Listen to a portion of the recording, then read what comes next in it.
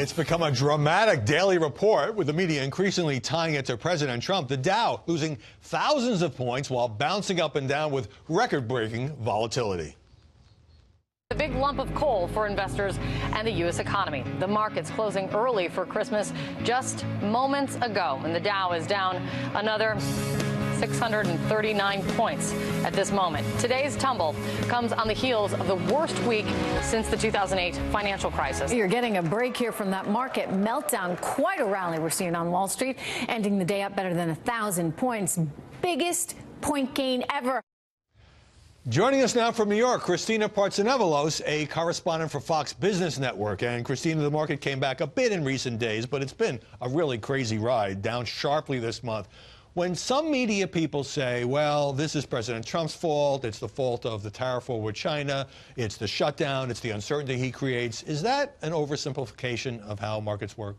Of course, because if you're trying to speak very quickly to a vast audience and explain every single factor that is contributing to these market swings, it's almost impossible. When I'm on air, I have sometimes 45 seconds, 60 seconds to tell a story. And often I sit here and I think that I'm not doing justice to the viewers because it's so little time, but that's the way the news cycle works. So often you try to simplify it, put these 3-point bullet lists, 5-point bullet lists, and say it has to do with the government shutdown, it has to do with algorithms, it has to do with the federal interest rate. So there's all these factors, but of course, I can't say 100% whether it's one or the other. And so often media channels, media business reporters all across the networks, not just one particular network versus another, are doing the same thing. You're trying to simplify it, make it easy so that the viewer can understand, you know, there are some contributing factors, but we're not sure which is the major one. Right, and in the television environment, everything has to be bam, bam, bam, as you say. Now, many of these pundits were not giving President Trump credit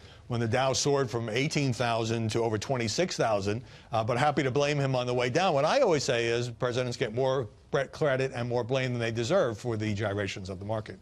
Oh, they do have pretty much one of the most important positions in the world. So, yes, I would agree with you in that sense that the president is a target when you see the market swing up and down. But then the president also weighs in a little bit more than others, you know, bringing up the federal chair, Jay Powell, and commenting on that. It almost comes across as, oh, the markets are down, so let me shift the blame to the Federal Reserve. It's not always the... Let me stop you on that, because I think it's an important point. So the president's made no secret of the fact that he's unhappy with the Federal Reserve raising interest rates, and the chairman, Jerome Powell. And Bloomberg and then other news outlets reported that he was asking people if he had the authority to fire Powell, and this led to a tweeted denial by Steve Mnuchin, the Treasury Secretary, and then Kevin Hassett, the economic advisor, was asked about this the other day. Take a quick look. Is the Fed chairman's job safe? Yes, of course, 100%, yes. 100%. The Fed chairman's job is not in jeopardy by this president? Absolutely. That's correct, yes. Is it really unusual and therefore a pretty good media story for a president to be openly attacking the Fed, especially considering that he appointed this chairman? Oh, it makes for a good news story, that's for sure. But will it contribute to markets? Should investors really care about this? No. Are they reacting to some of these headlines? Yes. And I can say this with certainty because I was on the New York Stock Exchange floor on Monday when that news came out. And I was reporting on the market swing. You saw markets close down 653 points on the Dow. I asked the guys next to me, I'm like, you know, what's happening? Half of them couldn't give me a succinct answer saying, oh, it could be the positive retail numbers. Another guy just said, oh, did you see Kevin Hassett pretty much brought up that Powell's position is 100% certain, and so that contributed. These guys are getting so much information on the floor. They're flooded. Exactly. Well, you're there at the epicenter. If the traders aren't sure, then how can any of us in the press be sure as well? Great discussion. Thanks so much, Christina. Thank you. Partsenevelos in New York.